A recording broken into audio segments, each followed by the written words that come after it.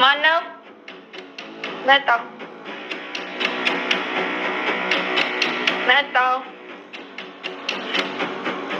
ማን?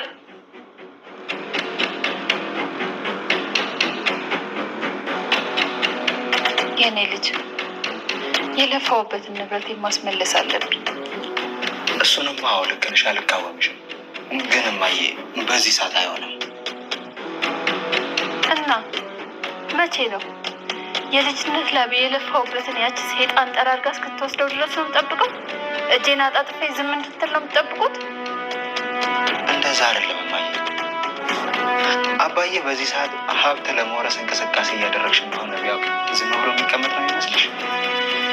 የፈለገው ነገር ይምጣ፣ ከዚህ በላይ ታግሼ መቀመጥ አልችልም። የተጎዳሁት እኔ፣ የምደብቀው እኔ፣ የምቀመጠው እኔ። አልችልም ከዚህ በላይ። እማዬ ለትንሽ ጊዜ እኮ ነው። ያ ትንሽ ጊዜ መቼ ነው? ንገረኝ እስኪ መቼ ነው? የዚህ ሰውዬ ክፋት በቃ መባል አለበት፣ ማብቃት አለበት። እንደዚህ አይደለም እማዬ።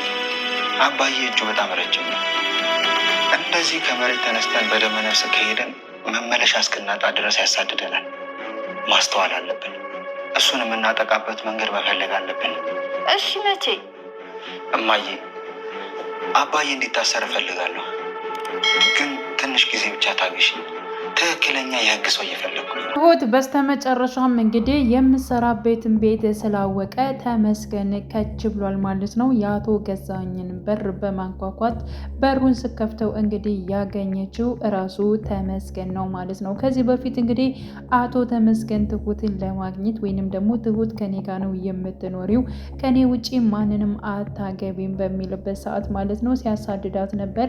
አንቺ የልጄ እናት ነች፣ ስለዚህ አንቺ የኔ ሚስት ነሽ በማለት እንግዲህ በግድ አብሯት ሊያኖር እጅግ በጣም ብዙ ነገሮችን ሲያደርስባት ነበር።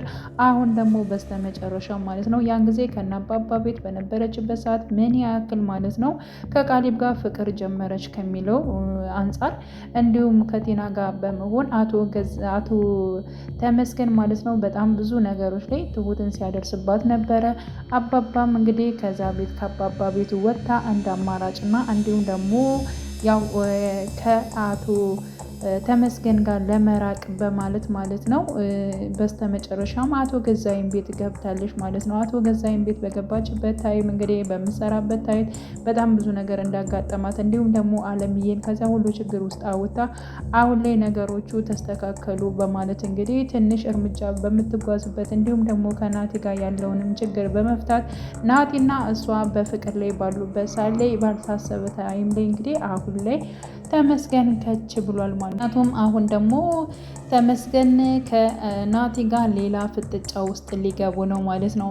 እንግዲህ አባባ ራሱ ተናግሮ ነበረ በጣም የሚወዳት የሚያፈቅራት ያው አቶ ተመስገን እንዳለና እንዲሁም ደግሞ የልጇ አባት እንደሆነ በብዙ ነገሮች ሲያሳድዷት በስተመጨረሻም ከእናንተ ቤት ገብታለች እና ናቲ እባክህን ትሁትን ከልብህ ከወደድካት ካፈቀርካት ሁሉ ነገሯን ደግሞ አብራት ከጎኗ መቆም አለብህ። በምንም ነገር ትሁት እንዲከፋት አልፈልግም ብሎ አባባ ነግሮት ነበረ ማለት ነው።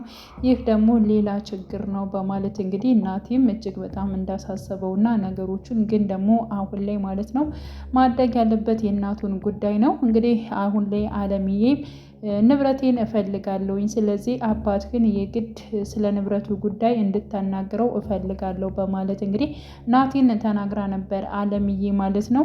ያው ናቲ ደግሞ እማዬ አሁን ላይ ስለ ንብረት የምናወራበት ጊዜ አይደለም፣ ምክንያቱም ስለ ንብረት ካነሳንና እንዲሁም ደግሞ ስለሚገባሽ ነገሮች ካወራን አቶ ገዛይ ሌላ ችግር ነው የሚፈጥርብን፣ እንዲሁም ደግሞ እየተከታተለን ነው። ስለዚህ ስለ ንብረቱ ያልነውን ነገር ለምንድን ነው ቀስ ማንል? እሱን የግድ በመጀመሪያ ማሳሰር አለብኝ እና አንዳንድ መረጃዎችን በደንብ መሰብሰብ አለብኝ። ሲቀጥል ደግሞ ደህና ፖሊስ እፈልጋለሁኝ። ከዚህ በፊት እንግዲህ የአቶ ገዛኸኝን መረጃዎችን በመሰብሰብ ወይንም ደግሞ ወንጀለኛ መሆኑንና እስር ቤት የሚያስገባውን ፋይሎችን በመሰብሰብ ለፖሊስ ሰጥቶት ነበረ ማለት ነው።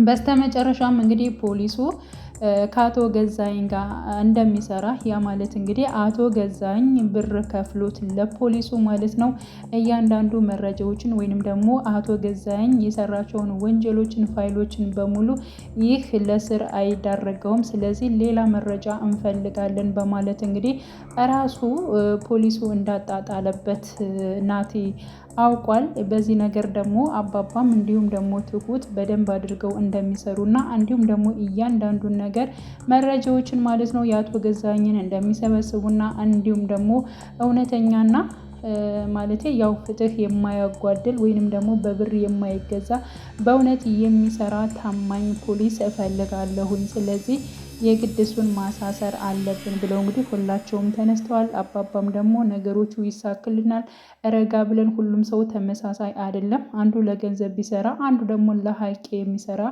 አይጠፋም የሚለውን ነገር ማለት ነው ሁላቸውም በብረት አውርተውበት አሁን ላይ እንግዲህ ናቲ ይህን ነገር ለማድረግ ዝግጅት ላይ ነው ማለት ነው። ሲቀጥል አቶ ገዛኸኝን ካሳሰረው በኋላ ይብን እናቱ የፈለገችውን ነገር በንብረቷ ማለት ነው ማግኘት ያለባትን ነገር ታገኛለች። ምክንያቱም አቶ ገዛኸኝ ሳይታሰር ስለ ንብረት የምታወራ ከሆነ ከዚህ በፊት እንግዲህ እንዳየነው ቤቲና አቶ ገዛኸኝ ሲያወሩ የነበሩት ነገር ምንድን ነው? ቤትም እንግዲህ አለምዬን ለመጉዳት እቅድ አላት። አቶ ገዛኸኝም እንደዚሁ አለምዬ በህይወት ካለች እኔ ህይወቴ ይበጠበጣል፣ ስራዬን ራሱ መስራት አልቻልኩም፣ በጣም የስራ እድሎች በጣም ብዙ ነገሮች እየመጡልኝ ነበረ፣ ግን ደግሞ በእሷ ምክንያት እኔ ስራ ልሰራ አልቻልኩም፣ ተሎ ብለን እሷን የግድ መጨረስ አለብን በማለት እንግዲህ ለቤቲ ሲያናግራት ነበር። ቲም ስራዎቹ አዎ ቀስ ብለው መቀጠል ይቻላል፣ ካለዚያ ደግሞ እሷን አሁን ላይ ማስወገድ ያለብን ነገር በምንም አድርገን እንዲሁም ደግሞ መድኃኒት ከዶክተሩ ፈልገ ማንጣት አለብን፣ እሷን ማስወገድ መቻል አለብን በማለት እንግዲህ እራሷ ማለት ነው ቤቲም ወስናለች ማለት ነው። እና በስተመጨረሻም እንግዲህ ያው እንዳያችሁት ማለት ነው ቤቲንና እንዲሁም አቶ ገዛኸኝን አቤ አብሯቸው ስላየ ማለት ነው ይህን ነገር ለእህቴ እንድትናገር በፍጹም አልፈልግም ብላ ያው አስጠንቅቀው ነበረ ማለት ነው። እሱም ያው ያደረገችው ነገር ትንሽ ግር ቢለውም ማለት ነው ሄዶ ግን ባቢ ለህይወት አልነገራትም ማለት ነው። የት ቆይተ ነው? በጣም እኮ ዘገየ ስትለው ስራ ቦታ ቆይቼ ነው፣ ከስራ ከወጣው በኋላ ደግሞ ቡና ልጠጣ ብዬ ካፌ ገብቼ ነበረ በማለት እንግዲህ መልሶላታል። ያ ማለት እንግዲህ ስለ ቤቲ ምንም ነገር ለህይወት አልነገራትም ማለት ነው። እና በዚህ ጉዳይ ደግሞ ቤቲ ያው ባቢን እጅግ በጣም አመስግነዋለች ማለት ነው። ምክንያቱም ያየኸውን ነገር በሙሉ ስላልነገርካት ለእህቴ እጅግ በጣም አመሰግናለሁ በማለት እሺ ምንሽ ነው? እውነት ባልሽ ነው ወይ? ለምንስ ነው ያገባሽው? ሀብታም ነው እንዴ? ምን ፈልገሽ ነው ከሱ ጋር የሆንሽው? በማለት እያንዳንዱ ነገር እንድትነግረው ፈልጎ ነበረ። ቤቲ ግን አሁን ጊዜው አይደለም፣ አንተ እግርህ እንዳጋጣሚ ወደዛ መጥቶ አይተሃል፣ ስለዚህ እባክህን ይህን ሚስጥር ለማንም እንድትናገር አልፈልግም፣ ሌላ ጊዜ በሰፊው በደንብ አወራሃለሁ በማለት እንግዲህ ለባቢም ተናግራለች ማለት ነው። ናቲና እንዲሁም ደግሞ ቤቲ ተነጋግረው ነበረ። በምን ጉዳይ? በአለምዬ ጉዳይ ማለት ነው። ስለ አለምዬ ጉዳይ ምንም ነገር እንደማታውቅ ደግሞም ያው ወንጀሉን ወንድሟ የሰራው ወንጀል ምንም ይሁን ምን አላቅም፣ እንዲሁም ደግሞ ዝም ብላ እንዳስፈታችው ያ ማለት እንግዲህ የወንድሟ ጓደኛ መቶ ብር ሲጠይቃት ብር እንደሰጠችው ያይን ነገር ነው ያስታወሰችው። ሌላ ግን ምን ይስራ ምን ያድርግ ወንጀሉ ምን ይሁን ሌላ የምታውቀው ነገር የለም። ስለዚህ እባክሽን ቤቲ እናቴ ጋር እንደዚሁ በአካል ለመነጋገር ወይንም ደግሞ ችግሮችን ለመፍታት ሞክሩ፣ እናቴ ምንም ነገር አታውቅም በማለት እንግዲህ እናቴም ስለ እናቱ ተናግሯል ማለት ነው። ቤቲ ግን በቁጣ ነበር የመለሰችው ማለት ነው። እኔ እናት ግን እንደዚህ በአካል ቁሜ ማውራት በፍጹም አልፈልግም፣ እሷን ማውራትም ወይንም ደግሞ መነጋገር የምንችለው ገድያት ነው በማለት እንግዲህ ተናግራለች። ደግሞ ይሄን አደርገዋለሁ አሳይሃለሁ በማለት እንግዲህ ከናቲ ላይ ፎክራበት ነው ሄደችው ማለት ነው። እና አባባና እንዲሁም ደግሞ አለምዬ አሁን ላይ እጅግ በጣም ደስ የሚል ጊዜ አብረው እያሳለፉ ነው። በነገራችን ላይ ከቤት ልትወጣ ነበረ፣ ግን ደግሞ እናቴን ጠርታ ቤት በቃ አትፈልግ በማለት አባባን እንደከፈውና በቃ ደስተኛ እንዳልሆነ ስታየው በቃ ከሱ ጋር ሆናለሁኝ፣ ስለዚህ ተወው ቤቱን መፈለጉን ብለዋለች ማለት ነው። እና ለምንድን ነው ስትል ያው እዚሁ መኖር እንችላለን እስከ ጊዜው ድረስ እኔም ብቸኛ እንዳልሆን የሚል ነገር ነው የመለሰችው። እና ናቲ እንግዲህ ያው አባባን እንደፈለገችው እና እንዳፈቀረችው ገብቶታል። ሲስቅ ነበረ። አባባም እጅግ በጣም አሳስቦት ነበረ። ምክንያቱም አለምዬ ከቤት ትወጣለች ብሎ ሄዶ ራሱ ለትሁት ነግሯት ነበረ እና ለትሁት ሲነግራት ራሱ በጣም እየተሽኮረመመም ስለነበር ትሁት ራሱ እንድትርቃ አትፈልግም አይደለ በማለት እንግዲህ ያው አለምዬ እንድትርቃ አትፈልግም በማለት እያንዳንዱ ነገር ትሁትም የአባባን ነገር ነቅታበታለች። የአለምዬን ጉዳይ ደግሞ እንደዚሁ ናቲ ነቅቶባታል፣ እየሳቀ ነበረ ማለት ነው። ስለዚህ ያው ሁለታቸው አብረው ነው የሚቀጥሉት ማለት ነው። በነገራችን ላይ አባባና እንዲሁም ደግሞ አለምዬ በስተመጨረሻም አንድ ይሆናሉ፣ ይጋባሉ ብዬ ነው የማስበው ማለት ነው። እና ስለ ቤቲ ጉዳይና እንዲሁም በአለምዬ ጉዳይ በተፈጠረው ነገር ትሁትና እንዲሁም ደግሞ ናቲ ቅር ተባብለው ነበረ። ያው ቅር የተባባሉት እንግዲህ በሀሳብ ነው ያልተግባቡት ማለት ነው። ግዴታ አለምዬ ያደረገችው ነገር ጥፋት ነው። ቤቲ የደረሰባት ነገር በጣም ወንጀል ነው። ስለዚህ አለም እያደረገችው ስህተት ነው ስላለች ማለት ነው ትሁት። ናቲ ደግሞ እንዴት እንደዚህ ትያለሽ እናቴ እኮ ነሽ በማለት በዚያም ምክንያት ትንሽ ቅር ተባብለው ነበረ።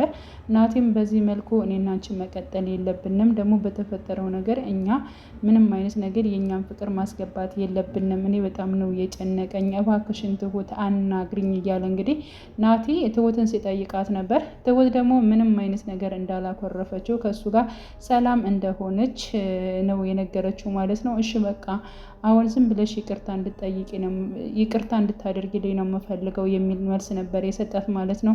ሲጀመር መጀመሪያውንም አላኮረፍኩም፣ በሀሳብ ብቻ ነው የተለያየ ነው፣ የኔ አቋም ደግሞ እንደዚያ ነው።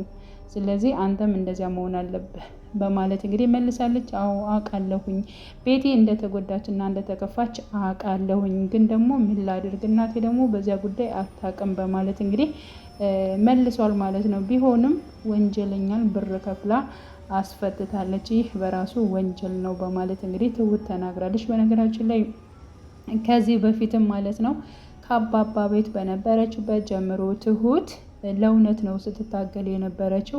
አለምዬንም ከዚህ ቤት ልታስወጣት ወይንም ደግሞ ወደ አባባ እንድትሄድ ያደረገቻት በብዙ ነገሮች ራሷን ከአደጋ ላይ እየጣለች ልጇን እስከ ማገት ድረስ አቶ ገዛኝ ሲደርስ የነበረው እሷ ለእውነት ስለታገለች ነው ማለት ነው። ያ ማለት እንግዲህ አለምዬ ተጎድታለች። ከአንድ ክላስ ውስጥ 2 ዓመት ከ6 ወር ምናምን ነገር አስረው የፈለጉትን ነገር ሲያሰቃዩ፣ ሲደበድቧ፣ ሲመቷት የነበሩትን ማለት ነው። ያንን ነገር እንግዲህ እንትን ያለችው ለእውነት በመቆሟ ነው። ስለዚህ እዚህ ጋር እንግዲህ ያው ቤቲም እውነታ አላት እያለች እንግዲህ እየተከራከረች ነው ያለችው።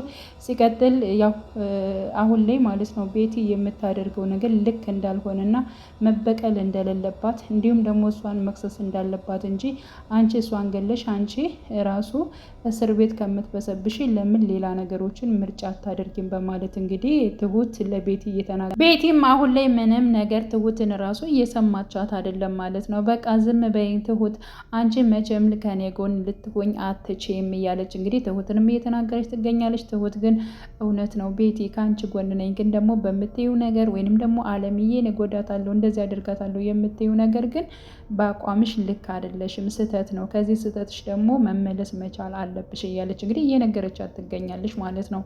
እንግዲህ በስተመጨረሻም ትሁት ያስደነገጣት ነገር ምንድን ነው ስንል እንግዲህ ራሱ ተመስገን መጥቷል ማለት ነው። ተመስገን ከመጣ ደግሞ እጅግ በጣም ብዙ ነገሮች ይፈጠራሉ። ምክንያቱም ናቲ እና እንዲሁም ደግሞ ተመስገን በትሁት ጉዳይ እጅግ በጣም ነው የሚፋለሙት። ከዛ ነገር እንግዲህ ናቲ ይታደጋታል ወይንስ ደግሞ አይታደጋትም የሚለውን ሁላችንም አብረን የምናይ ሆነን። በነገራችን ላይ ትሁት ራሱ በጣም ጀግና ነች፣ እንደ ወንድ ነች ማለት ይቻላል። በጣም በብዙ ነገሮችን እንግዲህ ተመስገንን ራሱ ማለት ነው እያሸነፈችው እንደመጣች ሁላችንም የምናውቀው ጉዳይ ነው። አሁንም ደግሞ በምንም አይነት ምክንያት ከተመስገን የምትርቅበት አጋጣሚ ይፈጠራል። በስተመጨረሻም ናቲን አግብተው በደስታ የምትኖር ነው የሚመስለኝ ብዬ ነው የማስበው። እና እንግዲህ ቀጣይ ፓርቱን ሁላችንም በጉጉት የምንጠብቅ ይሆናል። በያላችሁበት ሰላማችሁ ይብዛልኝ። ለቤቴ አዲስ የሆናችሁ የደውል ምልክቱን በመጫን ቤተሰብ ይሁኑ። ነባር ቤተሰቦችም ስለምታበረታቱኝ አብራችሁኝ ስላላችሁ እጅግ በጣም አመሰግናለሁ። መልካም ጊዜ ተመኘሁላችሁ።